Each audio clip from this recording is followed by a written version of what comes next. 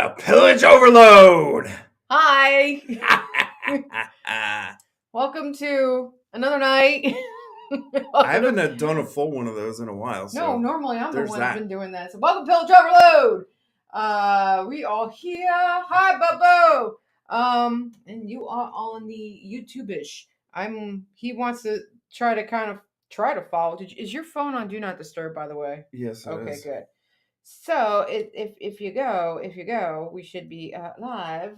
Hi, Todd. What's up, Mr. Willis? If he's trying to ask me how something works and I have no clue, and he's in a rare form tonight. Hey, Chad. There you go. Yes. So if you go and click and just go to our page without going to our page, scroll to the top. Refresh. There it is. There it is. Got it. Yeah, you're not on Do Not Disturb. Volume. I said if you were on Do Not Disturb. You said you were. Hi, Linda. Hi, Lindsay. Hi, Janet. All right. I'm good.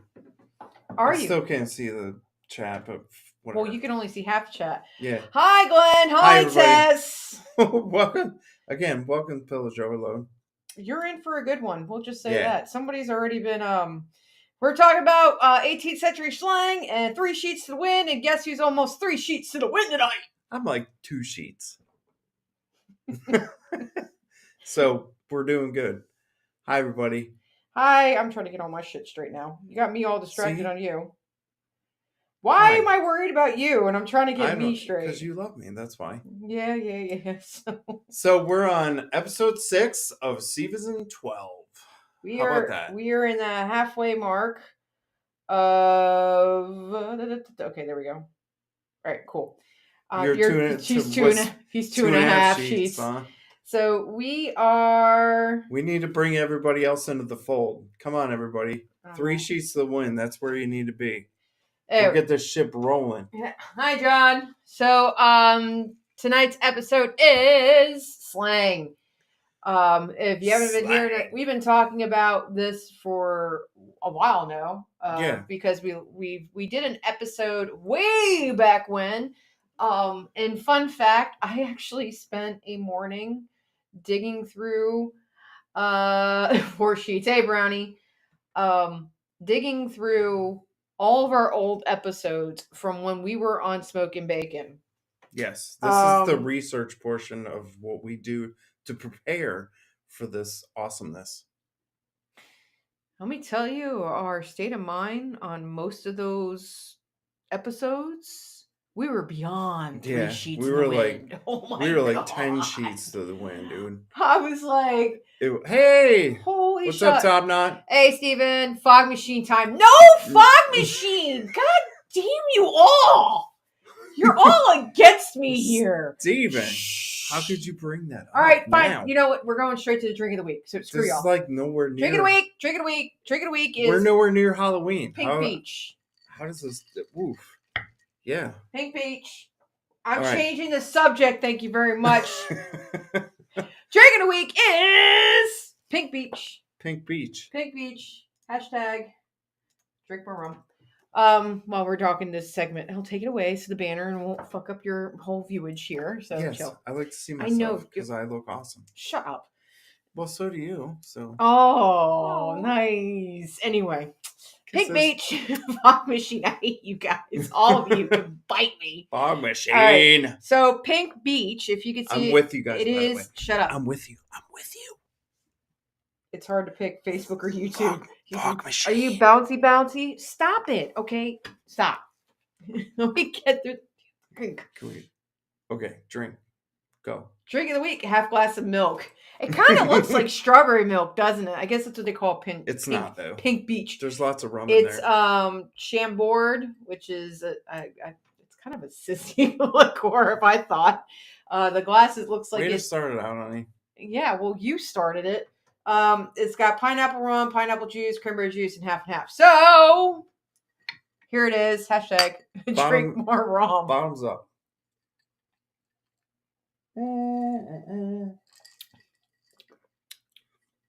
It's not horrible. Ooh, it's got a little ending to it. It's tart. It's got a little tart ending. It calls for cranberry juice. So what's on it again? It's Chambord, pineapple rum, pineapple juice, cranberry juice, and half and half. But we didn't have cranberry juice.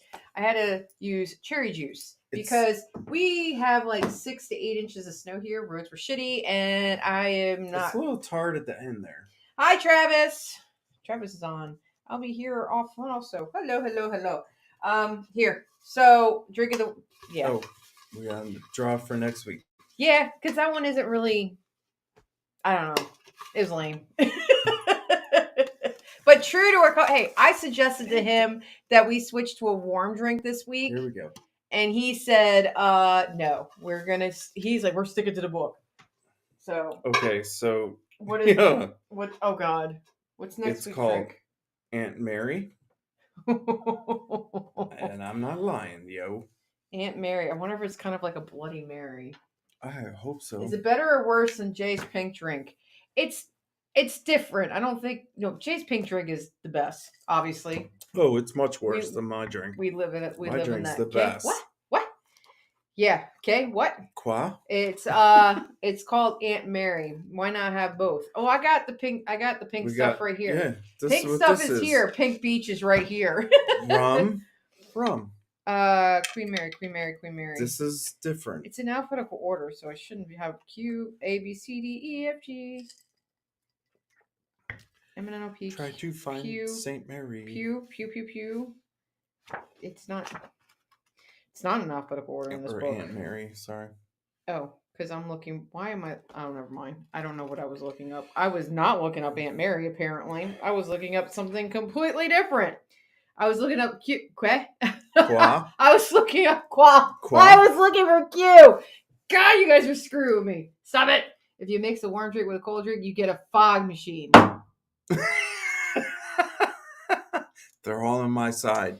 Come to the dark side. Aunt Mary's coconut rum, chocolate shavings, triple sec, chocolate liqueur, and light cream. What? Interesting. It's a very chocolatey drink. So it would have been good to follow up for this week since we had mudslide last week. It would have been. Do you drink it only once a month? Honestly, that's the first thing I thought of. When he said the drink, I was like, wait a minute, what? That's wrong, Steven. It's so wrong, but I thought it too. So great minds think alike. Yeah, they think alike with this fog machine. No, shut up with the fog machine. They're all wrong. I am right. You are wrong. No fog machine here. I rule the Y'all are going to have to wait till Halloween for the fog machine. No fog machine tonight. Tonight, what we are talking about is our 18th century slang. But we want to follow up, ice drink. So we've had 68 inches of snow. It's funny, Richmonders are always complaining about how we never get snow here. And I think we've had predictions of anywhere between 3 and a foot for the last, since maybe end of December, between Christmas and New Year's. Is when stop paying attention to that. Willis was saying it's hard to pick between Facebook and YouTube. Yeah, well, he's back on Facebook and he was talking about his drink. My drink is the Mr. Willis 2-shot Sailor Jerry, 3 Jiggers body armor, fruit drink, and topped with soda water. Delicioso. And then, hey, Ransom. And then when we're out of the bar, it's Sailor Jerry club soda with just a little touch of pineapple juice. Yeah, it's all good. 252 days and 4 hours to Halloween. Close enough, I say. All right, you guys are not taking over the show tonight because I have a show planned. Yes, he actually drinks Sailor Jerry, and his wife makes a kick-ass rum cake that gets us all contact drunk. Yes, this is all Captain Morgan in here, baby. Well, actually, I can't say that because tonight I've got pineapple Bacardi. Yeah, you got the pineapple rum because we were using it in here, and you saw you do that there. This one is pineapple Bacardi, 100 proof Captain Morgan, and actually we found, believe it or not, at Dollar Tree they sell a reproduction of Sonic's Cherry Limeade. It is Sonic's. It's Sonic brand. Well, yeah. So they make a powdered version of Sonic's Cherry Limeade, and I mix it up, put that in there, and then top it off with club soda, and bam, that's what's in here. Ransom says he drink the broadside, Fireball, Kraken, and grapefruit juice. Oh no, grapefruit juice That's for an me. interesting combination, Mr. Ma'am. Oof. Ransom, I don't know about that. That sounds like I'll pucker your ass. Yeah. That'll fire your world up right there. I don't know about that. I can't do grapefruit juice. Oof, no. So next week we're not sure what our show is going to be. We're kind of still on the fence about what we want to do. Maybe we'll talk about P8. No, maybe we'll talk about shit we make. It'll be a surprise. What you guys will love it. How it's made. We'll do a how it's made episode. Yeah, where's Mike Rowe when you need him? No, that's Dirty Jobs. Oh yeah. Hey, same thing. For us, it'll be Dirty Jobs, and that's how it's made. Top Knot Marie prefer rum flavored rum. For real. Mr. Willis loves buckered asses. I bet you do. Hey. But we have the episodes planned for the rest of the season, 8 through 12, because we are on the back half of the season. We're only doing 10 episodes? 12 episodes. We're doing 12. Yes, we are doing 12. I think we're doing 12. With a continuation over the summer. Well, that's a new season. Remember, we still got to break it up in seasons, baby. Yeah. We need to have some cutoffs. Well, for this season. We're going to end. So we're gonna finish first or second week of April. I don't think we fully decided on that. Well, somebody's birthday falls into there. Here's the thing. We've been talking about doing episodes over the summer, right? Because normally we end our season in April, right? Mm-hmm. So and we're still ending it in April. To continue the fun, we were talking about doing once a month episode of Pillage Overload during the summer, because being reenactors, bumped it again. You keep touching being reenactors, we are very busy over the summer doing reenactments. Pause. I don't have a foghorn, but I have an air horn. Steven said foghorn. I have an air horn. I don't have a foghorn. Don't do that again. I will do that again. Guess what? Because I have the controls. Yeah. This is what happens when you guys start mentioning the fog machine. She's going to do a fog horn, not a fog machine. Ransom says in the South we only have 2 seasons, hot and cold. I wish we had that. So we have hot and cold in a single week here. During the hot season, after we do our weekly episodes of Pillage Overload, we are talking about doing a monthly episode over the summer. But we're going to change it to do it after our 6 weeks of grueling schedule we got for the crew. Yeah. We start last week of April and we go to first week of June. So June is when we're talking about moving it to monthly. Right. So being that we're reenactors also. Did she really? During the summer, we are really busy. So we can't, that's why we always end our season in April, because that's when our reenactment season starts. So when our reenactment season starts, we're going to move it to once a month, but we're also going to up the game and do some really kick-ass episodes during the summer. So they should be pretty cool. So maybe when we're visiting, doing stuff, and also for hi Robert, hi Emily, good timing.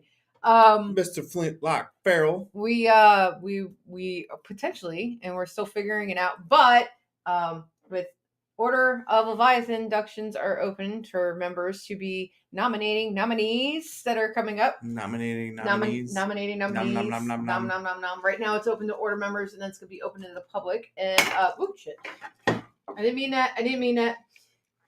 So I'm hoping that we'll have some cool announcements as we move on. As last week we announced a new steering committee, so we might have some cool stuff as we move forward. But just pay attention. Things are happening. I have the Loud Cup, which is fairly impressive horn. Okay. Do you have the horn with the wah wah wah wah? I don't know. What? I have I got a magical twinkle.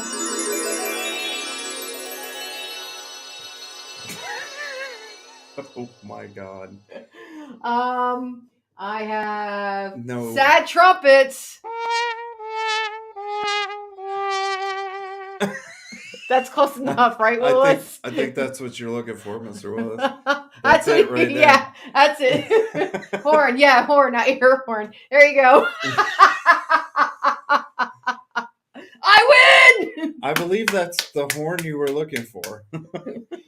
Oh my god. Public nominee soon. Jane must have got that. That sounded like fairy farts. Hey, you give me the technology, I'll play around and figure it out. I might something really good. I'll figure it out. Remember, it's just me and him here sitting here doing this. We're figuring this out. And you guys are along for the ride. We're figuring Yes, congrats to Em and Robert for being on the steering committee. Yay! Yay! Okay, can we get this? I know there's an applause in there somewhere. Oh, shit. Yeah. Put me on the spot. Right? Hey. Look how dorky we are.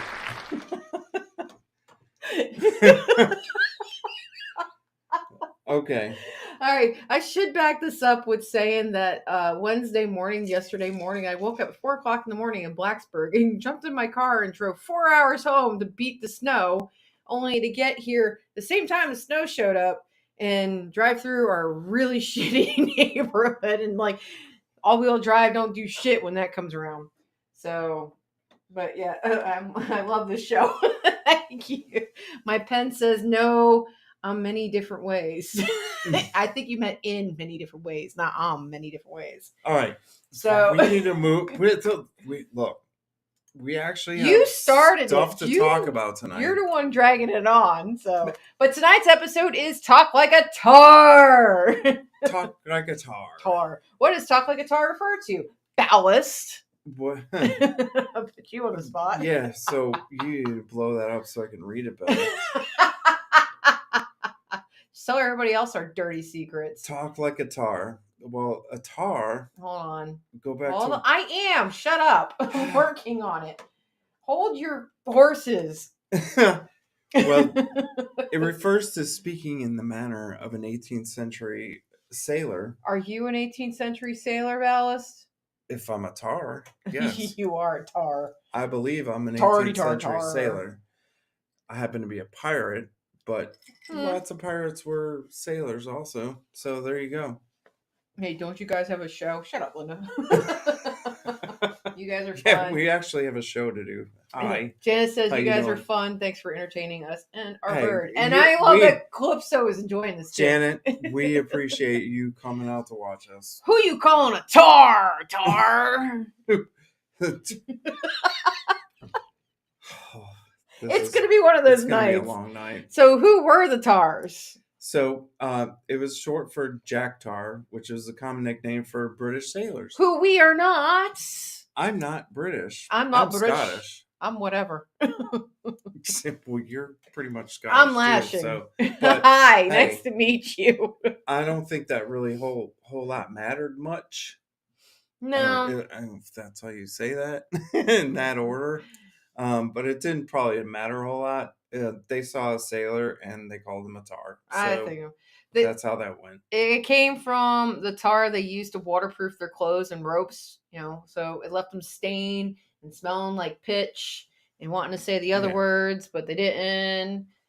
Pitch, bitch. I wasn't going to go there, but okay. Heinz 57. I went there. I am Heinz 57. Thank you very much. So yeah, pitch, if you don't know, if like anybody who's a pirate knows, they used it to waterproof everything. It was basically tar. It is tar. Pitch is tar. Yeah. That's why tar called pitch. That's what I said. Same thing. Same difference. Yeah. Same diff. Same diff. So same thing. Yeah. So that's where they got that nickname from. But talking like a tar means because sailors, pirates had their own dialects, their own terms, and we even have our own language. Yeah. It was filled with salty slang, technical ship terminology, and witty insults. We're about to go over a whole bunch of salty slang. Tar sign twine. Damn, Janet. She says, "I love tar and sign twine. Use it for everything." Ooh. Tar is not just for ships. Hey.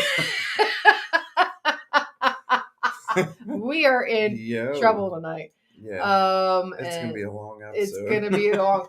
We might, depending on how we're feeling, take this up a notch for a little bit longer. Oh shit! That didn't do What I are want. you doing? It's coming off the page, so I'm trying to fix it. Okay. So slang's term. So there. Can you make that full screen, please, for us blind folk? All right, blind folk, you're not gonna be able to read the comments. So blind folk. Oh, sorry. Okay.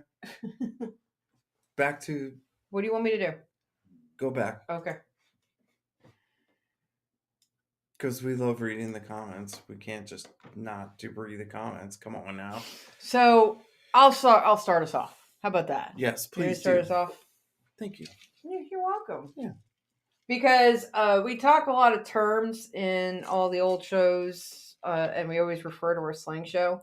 And a lot of the slang terms and just the phrases actually originated in the 18th century. And you don't really know it until you start reading about it and all that. Yeah. Like the comment, 3 sheets to the wind. Yeah. What did you learn? That one was actually different when we were talking about it's what you think it is. It was exactly what you think it is. Can you see this now? So 3 sheets to the wind is into. Well, here's where sorry, I didn't mean to cut you off, but here's and bump careful, on the microphone. Killing the mic here. But here's what threw me off about 3 sheets to the wind. Sheets are actually the ropes. So to me, when you think of 3 sheets, you're thinking think the sails. The sheets are the sails. Yeah. The sheets are actually the ropes that control the sails. So when 3 of the sheets, as in the ropes, are to the wind, you have less control of the sails, which is 3 sheets. Just like an intoxicated person. Just like, a drunk folk has less control. Which is why we use Which the term. was interesting to me because I didn't. Yeah. It totally reverses the way you think about that phrase. We've pulled these resources, the information from a couple of resources. If you want to go and see where we got them from, go to our YouTube channel, like, subscribe, ring the bell. Yes, do it. Subscribe. Do it. In the description, I actually put the resources that we found these terms in. So if you're interested, go look in it. But the one with 3 sheets to the wind, when he was like, he's like, where did you find this from? And I showed him where I found it from, and he went and looked somewhere else and was like, holy shit, yeah, it's right, because you think sheets, sails, it's just not what they were referring to. I don't want to say common sense, because it's not common sense, but it's not the intuitive. It's not the first thing you think of. Yeah. The first thing you think of when you think of sheets would be the sails, but that's actually not what they're referring to. They're referring to the ropes. Lines. If it's in use on the ship, it's called sheet or line. If it's off the sheet or coupled unused, then it's rope. Did not know that, Janet, and that's something that we always appreciate when you guys help us out with this stuff, because coiled unused is rope. We don't know everything, and along with that, it's been a mantra of the show. Hey, Keith. Researching pirate history and pirate stuff and all that 18th century stuff that goes along with it. It's a little bit difficult sometimes. Really, Steven? So we always ask you guys for help, and that's great when you guys do help us. So we appreciate it. Steven says, because we're not always right. Steven says, I thought it was when you peed through all 3 blankets of your bed. Oh, well. That's what I said. Janet says she learned that from Oregon's Women's Sailing Association, and that's pretty cool. Yeah, I don't really do too much sailing. I learned a lot. Mostly, I like Venture's Worth black powder stuff. So we rely on the people who know sailing better than we do. We do some research and figure it out, but all that we try to do as much research as we can, and we try to be as accurate as we can. So when you guys help us out, we appreciate it. So talking about gun terms, though, in our black powder background. Hey, ballast, don't go off half-cocked. Well, half-cocked is kind of an easy one for us because we deal with guns Firearms, a lot, black and powder, firearms yeah. and So pistols. what is half cocked? Why do they say, "Hey, don't go off half cocked, man"? Yeah, man. Yeah, man. So, man. So When you have what is pistol, 18th man, century half cocked? a pistol has You don't have your flintlock up here. We're not going to go get it. Continue on. when you have a flintlock, if you've ever used one, I which have. I imagine most of you have. I've seen it Obviously, too. there's a position on a flintlock where they call it half cocked. Always go off half cocked. It's basically the safety of a flintlock. So if you half cock it, you can't pull the trigger. And when you are in that position, that's when you can move the pistol around and still don't shoot it at some point at hopefully, somebody. hopefully you have your frizzen closed. It's a personal problem. Don't dump your powder out. Because that would be bad. That would be a personal problem, as Mr. Willis says. If you so you can carry it around that way. If you dumped your load, that would be a personal problem. Are you still talking? If your frizzen was open. So when you close your frizzen, half cock your pistol, you can put it in your belt and all that, and it won't go off. When you pull it and you fully cock it, then you can fire it. So when they say don't go off half cock, they mean don't go off half cock because your pistol won't fire. And keep your frizzen closed so you don't lose your load. Yeah, what she said. And then flash in the pan. Mm. I don't know if you ever turned that. So that obviously is with flintlock firearms as well, where the gunpowder in the pan would just ignite. Just like, whew. It's all flash, no, all flash, all show and all flash. All show, no go. All show, no go. So now it means something that shows early promise but fails to deliver. These terms could be totally meaning something else. And then you got son of a gun. Let's not lose your load. So, and then you got son of a gun. Oh, damn you, son of a gun. And these are all 18th century, especially the half cock, because prior to you being able to cock and half cock, they used dog lock. So we know that it was more of an 18th century term. Yeah. Half cock just means you're getting warmed up. Because dog locks were earlier than flintlocks. Hi, Damon. So they worked. Hey, Mr. Tobin, how you doing, buddy? Lose your load? I just arrived on that. Of course you would. Good timing, buddy. Safety officer, I did not lose my load. I am half cocked and my frizzen is closed. Well, you can make sure that we're talking straight here, pal. So, since you're the man. But continuing on with guns in the 18th century, hey, son of a gun. It's actually a derogatory term because it originated from the British Navy slang, referring to children born on ships or those who were consummated on ships. Consummated. Is that the right word? Yeah. Okay. That's the right word, baby. So the word. I'm gonna cut them off tonight. The joke was, it wasn't a joke, that they would sneak women on board and they would sleep with them between the guns. So son of a gun. Yeah, yes. That's if you were born on a ship, you were a son of a gun. You were a son of a gun. How about that? How about bigwigs? Do you remember bigwigs? Yeah. Bigwigs is the 18th century. Still use the bigger the wig, the bigger the better the man. Elaborate the wig to signify their status. The bigger the wig, more important person they are. Constipated, conceived. So I did bring out all the C words. Yeah, we'll fire with you two any day. We're just gonna go. And the letter of the day is C. C shanty, C slangs. We'll just go with all that. Conceived. I'm sorry. Syphilis. No syphilis. Hi, Anthony. That's an S word. It is an S word. Wrong word. But how about thick wick? It's going to be a very busy night tonight, apparently. It now refers to someone influential or high-ranking, which really hasn't changed much from the 18th century, so I thought that was a good one. And then the other one that we still say a lot of is showing your true colors. And this phrase comes from naval warfare, believe it or not, where ships, and not only naval warfare, but piracy. I mean, you think show your true colors. Yeah. So ships would fly. Pirates never did that. Right. Ships would fly false flags to deceive an enemy.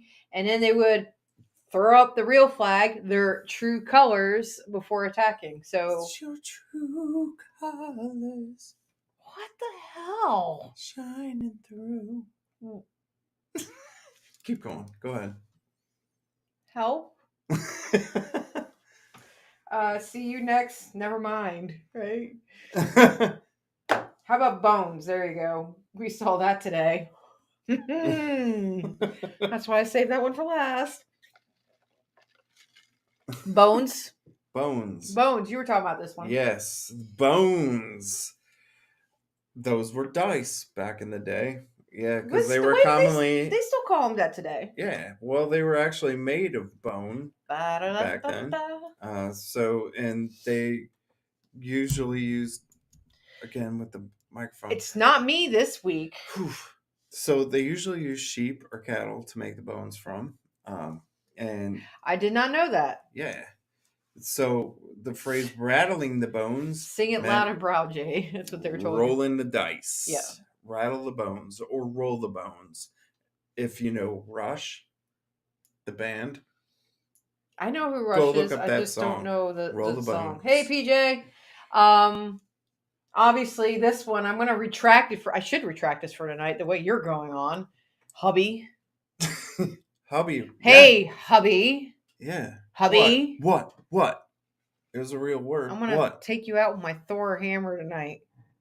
Yeah. I'll have to equal all of these just to get you get one of these. I picked it up earlier. That thing weighs a ton, man. He's talking about my order, right? Yes. Good the secret powers unite. Where's Lois? Twinsies. In the Bahamas, dominoes are called bones. That I knew. Yeah, right. I knew that. That's cool too. I like it. Down in the St. Thomas and all that sound effect, but I'm not going to sound effects anymore. No more sound effects. But hubby's actually an 18th century slang. I don't have the cruel ring. I have the Ring of Honor. Mine is not cruel. I came in after they retired the cruel ring. It's probably a good thing. What's up, PJ? Hi, PJ. But thanks for coming in, bud. The short for husband, this term actually started in the 18th century, and it was an affectionate and informal way to refer to their spouse. Ooh. And it's still used today. Hubby. That was so affectionate. Wasn't it? How about their grub? Grub. If you don't know grub, yeah, that one's obvious. Slang term for food. Go find some food.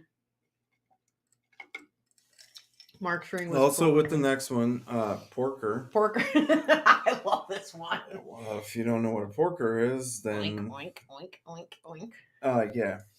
I don't think I have any sound effects for oink. Fat chicks. All right, we're not singing Queen. People. Originally used for a fat pig, later became a slang insult for an overweight person. It's since faded as an accessible term, but it's actually still used. Yeah. So there you go. Megalopig. Yes, Travis, Megalopig. I bet she is so happy that you brought that up on the audience of the world. To our all, I don't even know how many people are on right now. Grog, yes, grog is one too. Grog was used back then and is still used today, and I think it's still used today because reenactors don't let it die. and lubber is another one, like landlubber, a clumsy or inexperienced person, particularly on a ship. That's why the term landlubber is it's more of an insult than a term of endearment. Yeah. You don't want to be called landlubber on a ship. I don't want no grub. A grub is the kind that won't get no love from me. I'm not singing it. Get no love from me. On passenger side, best friends ride. Next. He's giving me crap. Let's move on. Terms that here's some terms. Here we go. That should be brought back. Yes. So. You were excited. These are all the ones he picked, by the way. The compressor. Yeah. Forgot to turn the compressor off. So, I came up with a little list too. Lubberly. So, to go up a ladder to bed. Yeah, that's to be hanged. To be unalived yourself. If you're going up the ladder to bed, you ain't coming back, son. That's the unfortunately we don't have any of that. So whole 9 yards. If we don't have any of that here. So to hang an arse. What's the hanging arse? To hold back. We got a couple of those around. How about bacon faced? Bacon faced. Those full faced. I don't get that. I don't know. Yeah. All right. Bird spit was a small sword. Hold on. PJ said maybe I missed it. How about cackle fruit? Cackle fruit? I never heard of What's that one. What's cackle fruit? You brought it up, PJ. What's cackle fruit? You brought it up. You gotta tell us, sir. Bring back dork. I know! And it's still a term today. It just doesn't get used. Don't be a dork dick. So, what was that? That was in Triple X, wasn't yes. it? Yeah. Eggs. So, have you ever seen the movie Triple X? The part where he jumps. Cackle fruit is eggs. Oh, yeah. Okay. I didn't even think of that. Well, those are expensive things nowadays, aren't they? Yeah. Hey, I got it, Janet. Cackle fruit is eggs. Dozen cackle fruit for $10. That's pretty cheap if you're lucky to get that. Yeah. And then when it spills all over the highway, you're screwed even more. So going back to dork, if you guys have ever seen the movie Triple X, there's an awesome part of the movie where he jumps the Corvette off the bridge. He's like, "Don't be a dick." But if you watch it's on TV. If you watch it on TV, it's don't be a dork, dick. And it's funny too because if anybody knows, if you don't know, a dork is a whale's dick. Now you know. Yeah. The more which makes it even funnier. The more you know. That they changed it on to be that. Not if you have fucked when they were trying to make it. Go as snails gallop, move very slowly. Can taste the cackle. What's the taste of a cackle? Cackle fruit. Taste of the cackle. Get it? Mm-hmm. Oh God! All right, move on. Go back to your bird spit and cat sticks. How about cock and pie? Is that? Oh God! What's cock and pie? A mild oath. Is that what they used back then? Just cock and pie? That was a mild oath. I would figure if I didn't come up with the definitions. I did not know that about a whale. Really, Janet? Yes. Of course, Jay knows about being a dork. Right back at you. Willis, I know an even bigger dork. Hey. Dorky dick. Well, that's why I love you, Mr. Willis. How about here's another one that we could start using: drunk as Davy So. Did I say that right? Drunk as Davy So. Yeah. Yeah. Hey, are you drunk as Davy So? Yes. Well, you're not 3 sheets to the wind, so I guess. Or drunk as what is it? Fucked up as Hogan's goat, as Mr. Willis calls it. Drunk it. So we got another one for you, Mr. Willis. Drunk as Davy So. That's a mouthful. Yeah, he said that's a mouthful. It is a mouthful. Fucked up as Hogan's goat. Same thing. Yeah, I'll stop swearing because we don't want to get kicked and off. And then Admiral of the Narrow Seas kind of goes along with a drunk as a Davy So. It's a drunk who vomits into their neighbor's lap. Which, if that ever happens in camp, you better get the hell out. Drunk as Davy Tobe. You mean like drunk as Damon Tobin? What? So it's drunk as Davy So, like S-O-W. But I like that. Let's just say drunk as Damon Tobin. Well, he is Davy Vane, Davy So. That works. Hey, Damon, you still on? Here's you run Damon, away. Where's your response to all this, sir? Where'd you go, sir? But Admiral in the Narrow Seas is a drunk who vomits in a neighbor's lap. We got right. Ew, I agree. Ew. So there's also this one I like better because in the gun is tipsy, which is the definition of that phrase. So I like that one. We could use it. We could definitely use that one in camp. I thought it was Davy's goat. No, it's Davy's I'm in the gun. I'm in the gun. You are in the gun. You're in the gun about to be at drunk as Davy So, and you're about to hit 3 sheets to the wind. Ooh, dang. I mean, there's a progression here. Hi, Damon. Yes, Damon's still here. But Damon's also a lotman. Yes, which is? A pirate. Pirate. Actually, everybody on here is lotmans. Yes. We're all lotmen. Lotmen. Lotmen. So the Lotmen. singular term is lotman, M-A-N. I'm a guess. I'm guessing too. The plural term is lotmen.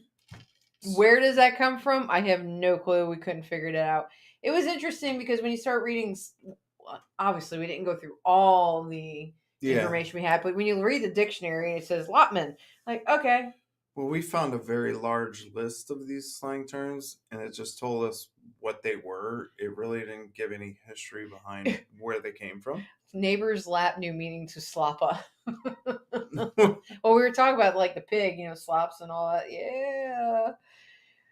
Yeah. So pronounced like Poe with only with an yes, Janet, SOW, slops. Hold on. You guys are moving way too fast. Well, we get neighbor's lap, new meaning to slops. Oh my God. That's a good one, Glenn. Damon, there's drunk, and then there's drunken sailor drunk. There is. Yeah. And then there's loose cannon drunk. Yeah. And then there's LCC drunk. I just said that. Yes. Okay. I was reaffirming what you said. Facts, Mr. T. 100% facts. No.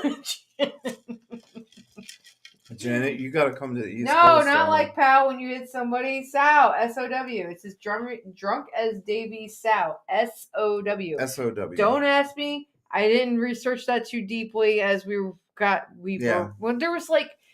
pulled up over 100 terms and we were trying to find ones that we thought were funny. Yeah, we found a place that has like a whole alphabetical list of 18th century slang, and we went through and just picked the ones that we thought were the best and the funniest, and we used them. There was no research behind any of this. We don't know. S-O-W. I don't know.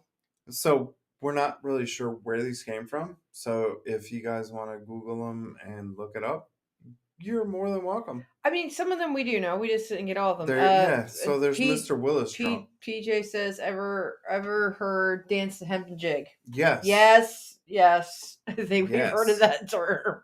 It goes along with to go up a ladder to bed. Yeah, go up the ladder to bed. I think that goes along there. How about some other terms that should be brought back? My favorite, beard splitter. Yes. You've heard me say this, and I was calling it split beard last week on purpose. These are our favorites. There's other ones, and I'm like really pissed off I couldn't find that show because there were some other ones, and we were dying there. I'm not that we're laughing our asses off right now, but beard splitter is exactly what you think it is.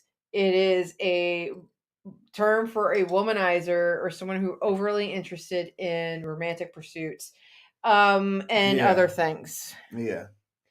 Heard people have pregnant from there. And then golems is another golempus. Golempus. Golem. Like precious. Clumsy, large, ungainly person. Yeah, which pretty much describes the word. Willis.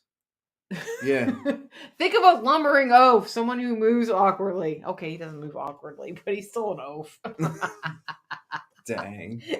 Love you, Mr. Willis. This next one tripped me out because we know of Kill Devil Rum,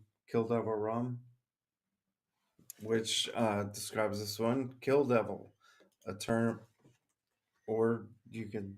Oh, I didn't. I thought you knew that one. Sorry. Finish it off for me. It's a term for a cheap or strong rum, especially in the Caribbean. So there's Kill Devil Hill rum, which is kind of fits that description, which is pretty awesome. And what else we got? Oh no, Mealy's on. Hey Mealy, he says, do you know where the term hungover derived from? Tell us, sir. Tell us. We don't have time to research right now. I'm sure it's probably not as good as Jack Nasty Face. Let's just jump to that one. Yeah, a term for an unpleasant or mean-spirited sailor. And then you got blowhard. Jack Nasty. Jack Nasty Face. And then you got blowhard, which first appeared in the 18th century as a insult. I don't know why it wouldn't be for someone who talked too much and did too little. Gee whiz. What a surprise there. Can that come back? I want that term to come back. That is a good, healthy term to come back. We know Keith some. said part of the exclamation, galloping galumpus. I put in the chat both on Facebook and Instagram, Facebook and Well, YouTube. It's how it's pronounced, golumpus. Yeah, so galloping galumpus would be Rum so strong it would kill the devil. Yes, kill devil. Think we know. Yes. Think we know too. Yes. I don't know if Kill Devil rum is strong enough to kill a man, but it's a good. It's good you rum. like Kill? It's a pecan flavor.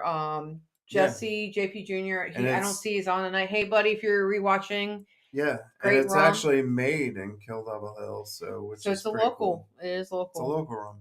And side note, Alice and I are trying to visit more distilleries in the local area. We have been to 3. We went to a place called Reservoir Distillery here in Richmond.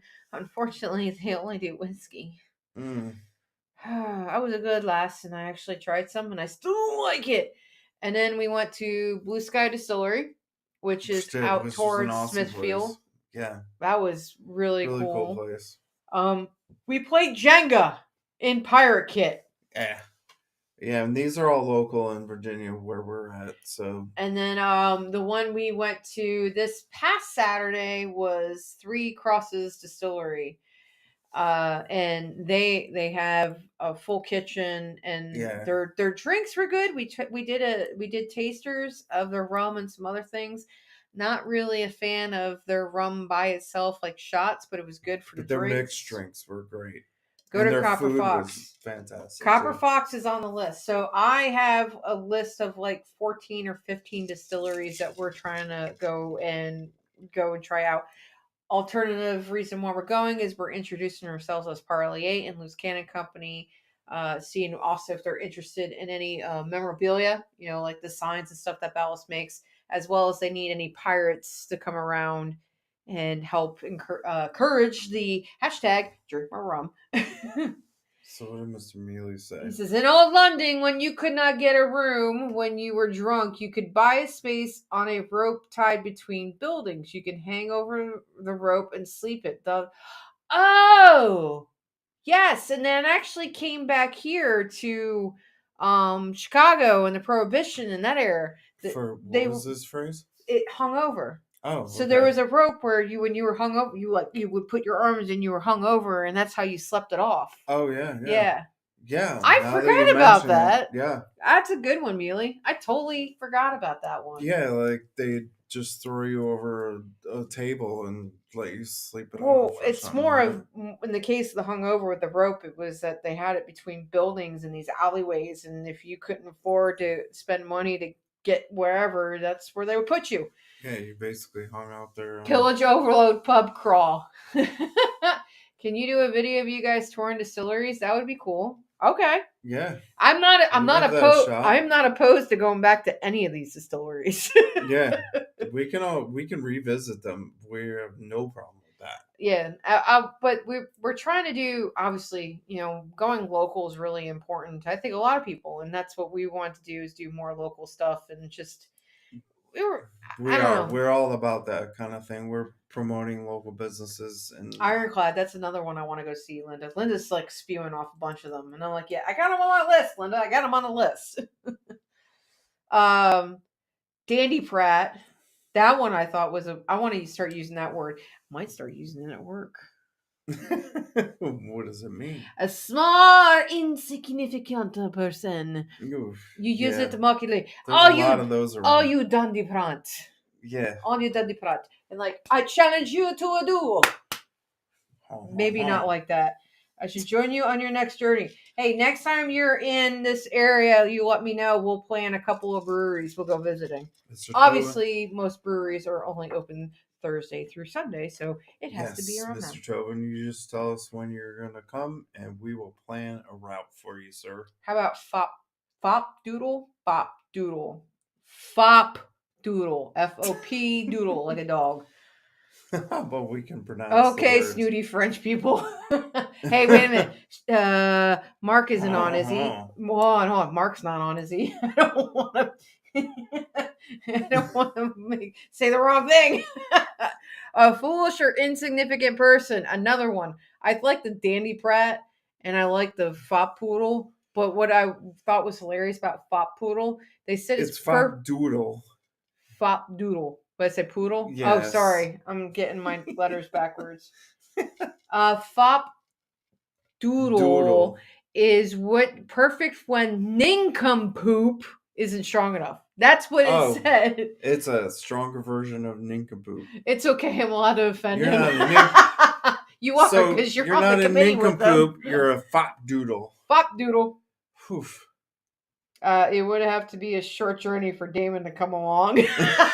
Right, Neely. Nice. And that's love for our crew. Zing. So we also got this one you guys probably heard a lot of, and it went really popular, obviously, in Treasure Island. Shiver me timbers. It was an exclamation. I like that one. I do too. Hi, Cynthia. Larry. How you doing, It was an exclamation of shock, originally referenced to a ship's timbers shaking in a storm or a cannon fire.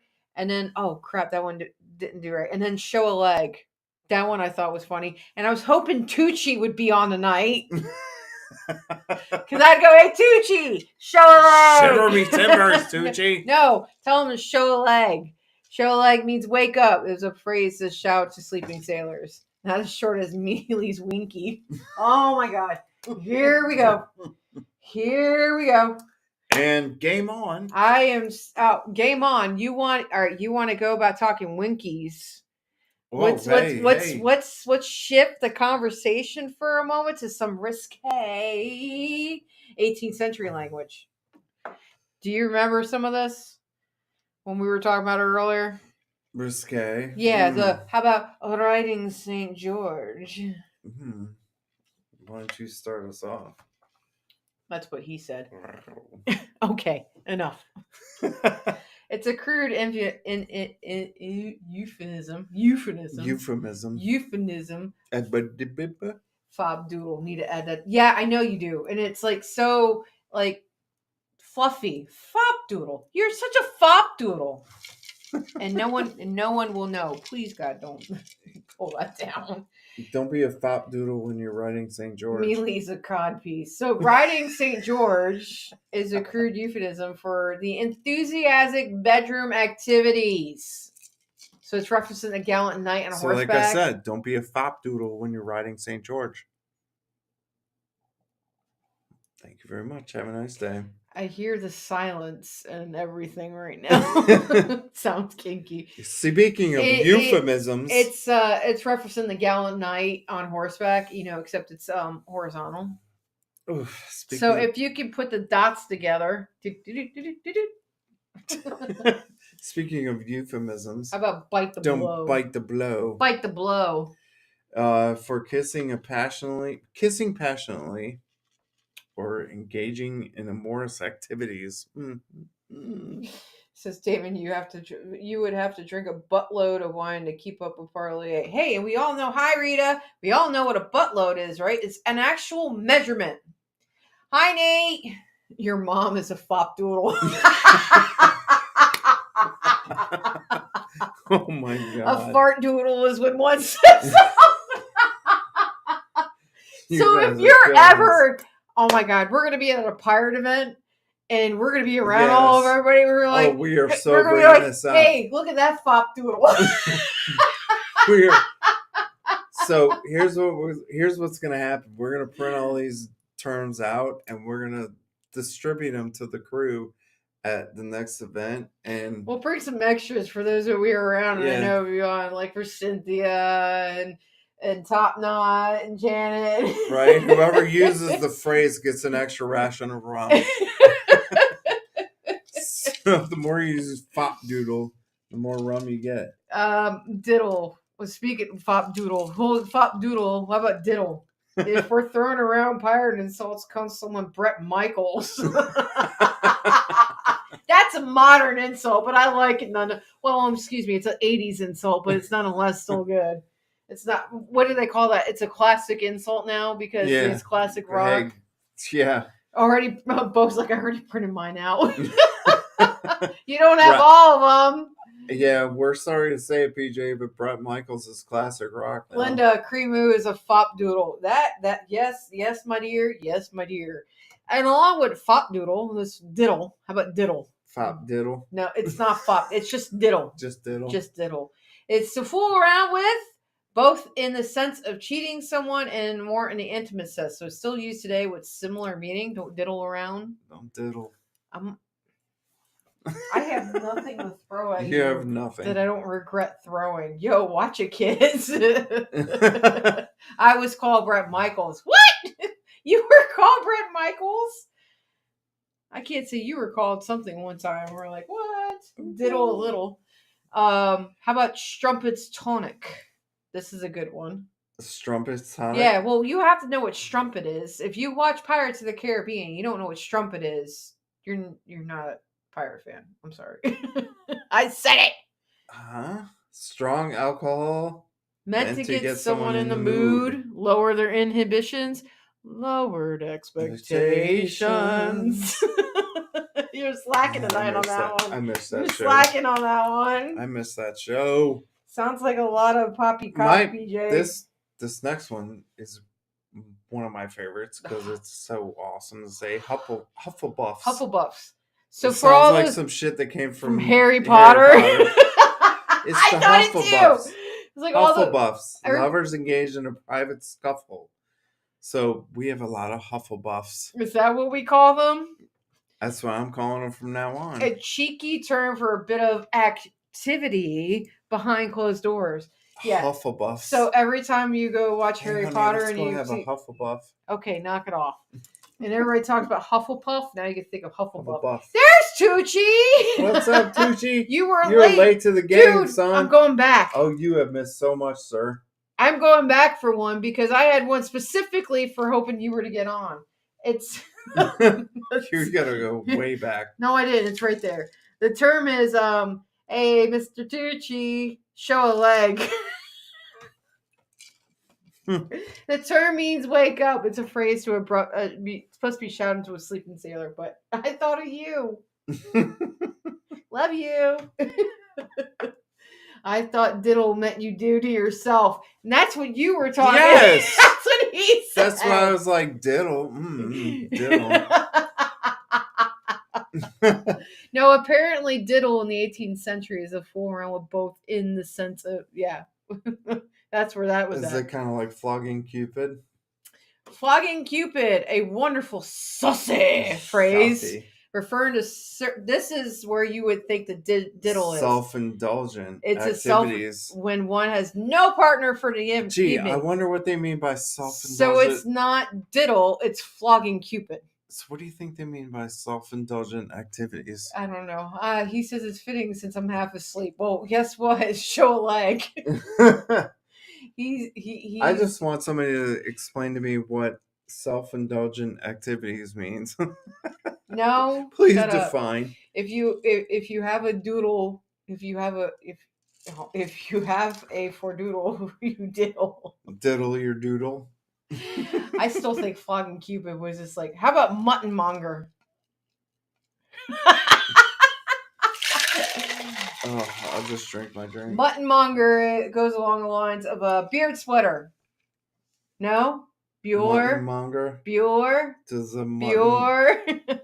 Mutton monger is a womanizer, a man who prefers the company of ladies of flexible virtue.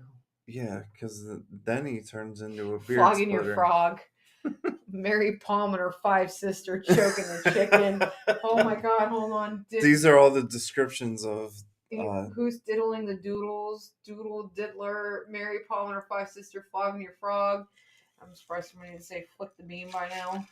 Oh, this is out of control. Mutton monger sounds like a bad thing you do to a sheep. Mutton monger. And this is why it's 18th century slang. Smelt up. Y'all just need to stop flogging Cupid for a minute. And then you got more slangs that are like cheapskate. I think everybody knows what a hell. Who knows a cheapskate? I know a Jeez, couple. who knows? Double Who's a cheapskate? clicking the mouse. That's bringing it to the Is that 21st century. That's the 21st century version of the Cupid of flogging Cupid? flogging Cupid. It's double clicking the mouse nowadays. It's like flogging Molly. I wonder what they meant by that. Flogging Cupid, flogging Molly. Might have to look into that one. We need to research that Now, one. as you start talking these terms and everything, you're like, wait a minute. Yeah. A lot of things come into focus when you go back and look at the definitions for these phrases. Hey, don't let the cat out of the bag. And it's another 18th century term. It's used today for revealing a secret. It's originally from the naval punishment of flogging with a cat of nine tails, which was stored in a bag. Get the cat out of the bag. Which we have a cat of nine tails in a bag in camp. When a ship responds favorably, mutton, maybe a cow though. Anybody who's watched Pirates of the Caribbean knows that phrase too. Which one? Cat out of the bag. The cat's out of the bag. No, there's let the cat out of the bag and cats out of the bag. It's actually two different meanings. Believe it or not. Cats out of the bag. Please explain. Is a term meaning a secret has been revealed, and it likely came from fraudsters substituting hold on, let me try this again. They're the two terms. You got let the cat out of the bag. It's cat and nine tails coming out of the bag. Cat's out of the bag. Same idea. It's used for revealing a secret. Term meaning a secret has been revealed. But cat's out of the bag came from the action of a fraudster substituting a cat for a piglet in the bag at a market. So that's what cat's out of the bag and let the cat out of the bag. But I mean, they both mean the same thing. They're just originating from two different separate things. Not enough room to swing a cat. Oops. She says, "Oh, my husband just told me mutton is sheep's." Oops. My cats prefer boxes. They don't prefer. Yeah, they're not out of the bag yet. And then we just said cheapsake, and then scuttlebutt. That one is still used today. Yeah, that's a totally a naval term right there.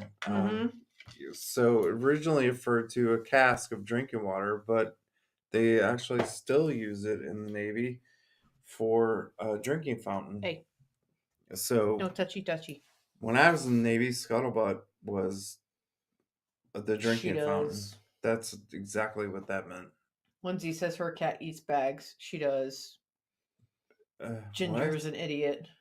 Yeah. Her younger cat is a moron. It'll eat bags. That's awesome. It puts holes in shopping bags like an idiot. How sweet. And then I'm gonna do the next one last. Humbug. Humbug is actually an 18th century term. Bah, humbug. It was meant to mean a fraud or deception, and obviously Charles Dickens made it really popular by bah, humbug. Yeah, the Christmas Carol. Nate says, I ran across some good advice in an old newspaper printed in the 1870s. When you let the cat out of the bag, never try to cram it back in. Sure. I think that's an for real. Because try getting a cat back in a bag. Try just getting a cat into anything. Learn something new every time I watch a show. What I miss? A lot. You missed a lot, Travis. Sorry. We appreciate you coming out, bud. How about skedaddle? Skedaddle is one. Skedaddle. And we actually still use the term skedaddle, and it's a British term. Obviously. Flee quickly. So that one's the easiest one. But the last one on the list for the night is dead as a doornail, and meaning completely dead or finished. This phrase was widely used in 18th century literature by Dickens, and even though that predates that, so they're not sure exactly where it came from, but that's where it was. But dead as a doornail, we say that term when we're out cold, when you sleep for hours on end. Yeah. And very tired. Yeah. Anything like that. Frozen. All that stuff. So again, you're gonna be dead as a doornail. You touch that fucking mic one more time. Ooh, easy. Yeah. Yeah. Yeah. Well, Mwah. speaking of time. Hold on. Yes. Speaking of. See, now I let her. Speaking of time.